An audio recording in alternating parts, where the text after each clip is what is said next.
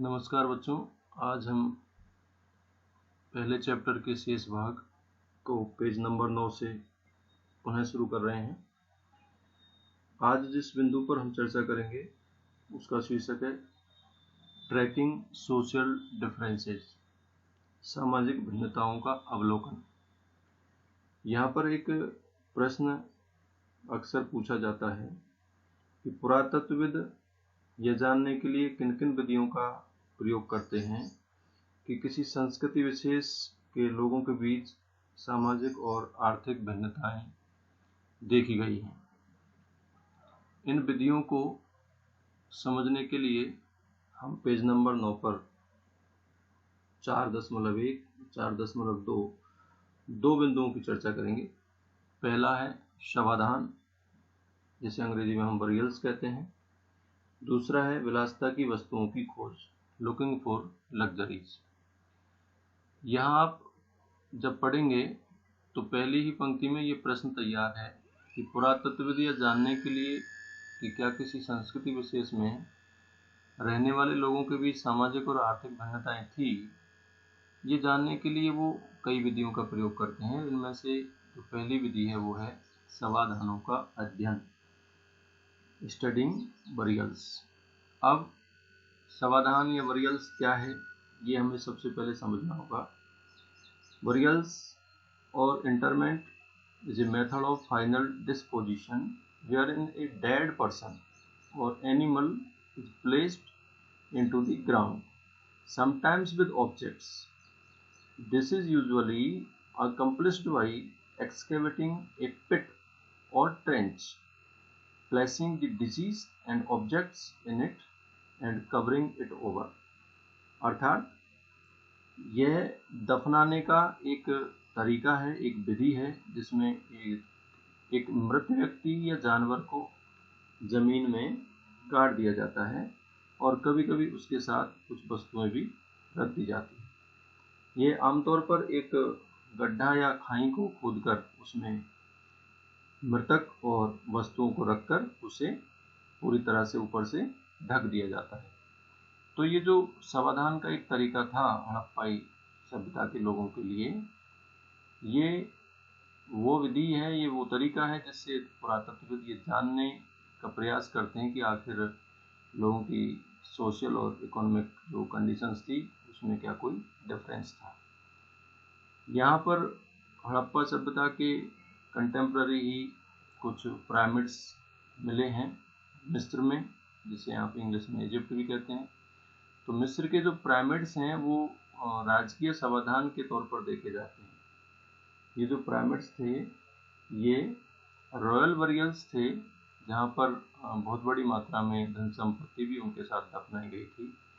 तो जिस dead body को दफनाया गया उस डेड बॉडी के साथ किस प्रकार की वस्तुएं मिली हैं, उससे पुरातत्वविद ये अनुमान लगाते हैं कि संभवतः यह व्यक्ति किस सामाजिक और आर्थिक हैसियत का रहा होगा।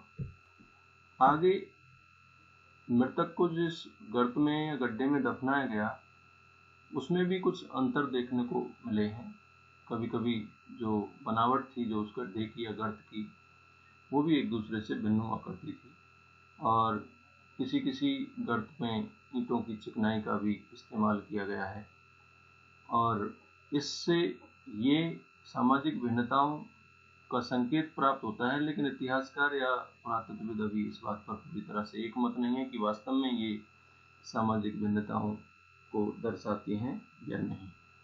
इसमें एक और ख़ास बात जो है यहाँ पर देख रहे हैं आप कि जो कब्र हुआ करती थी, जो ग्रेव्स थी, उसमें कुछ पॉटरी और कुछ ऑर्नामेंट्स, कुछ मृदभांड और आभूषण मिले हैं। ये इस बात का संकेत है कि इन वस्तुओं का उपयोग मृत्यु के बाद किया जाता होगा, ऐसा उनका अनुमान है। और ये जो आभूषण हैं, जो ऑर्नामेंट्स हैं, ये महिला और पुरुषों दोनों के ही समाधानों से प्राप्त हुए हैं, जिससे ये पता लगता है कि संभवतः आभूषणों का प्रयोग महिला और पुरुष दोनों ही करते होंगे। आगे आप देख सकेंगे कि हड़प्पा के जो कब्रिस्तान है उनमें जब खुदाई की गई तो पुरुष की खोपड़ी के पास शंख के छल्ले मिले हैं।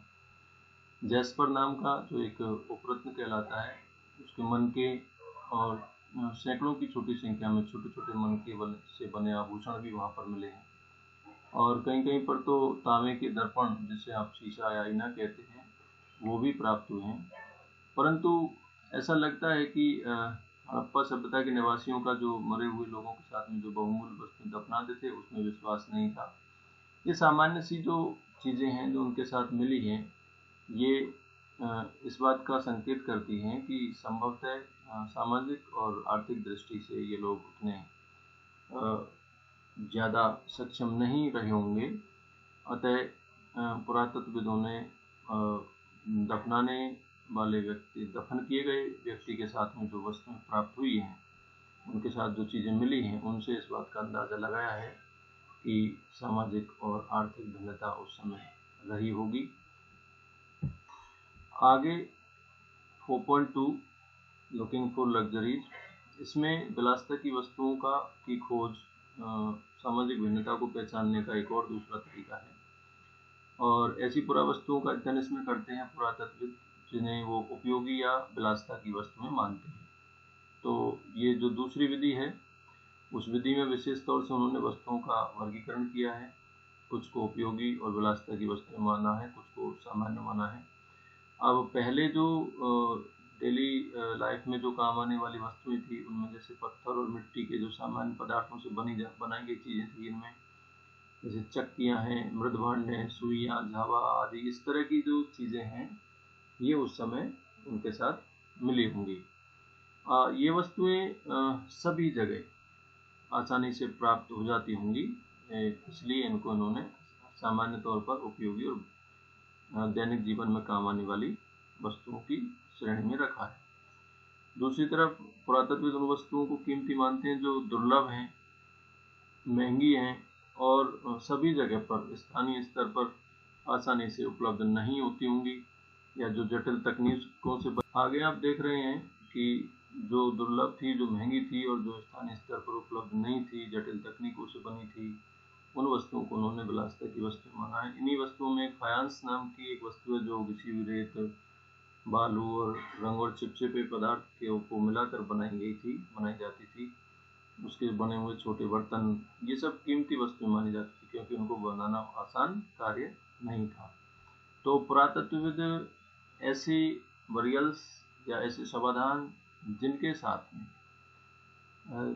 दैनिक उपयोग की वस्तुएं मिली हैं, उनकी सामाजिक और आर्थिक स्थिति उन लोगों के मुकाबले कमज़ोर रही होगी जिनके शवों के साथ में महंगी, जटिल और दुर्लभ मानी जाने वाली वस्तु मिली होंगी।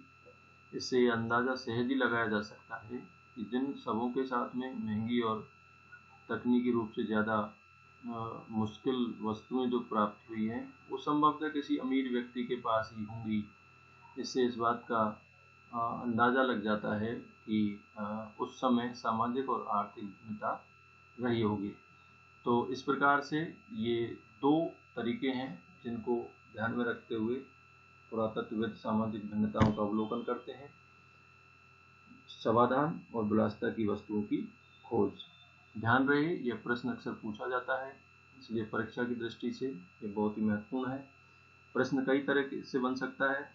इसमें आप सामाजिक भिन्नता को पहचानने की विधियां बताएं, सामाजिक भिन्नताओं का पता कैसे लगाते हैं, या पुरातत्वविद सामाजिक और आर्थिक भिन्नताओं की जानकारी जुटाने के लिए किन तरीकों का इस्तेमाल करते हैं।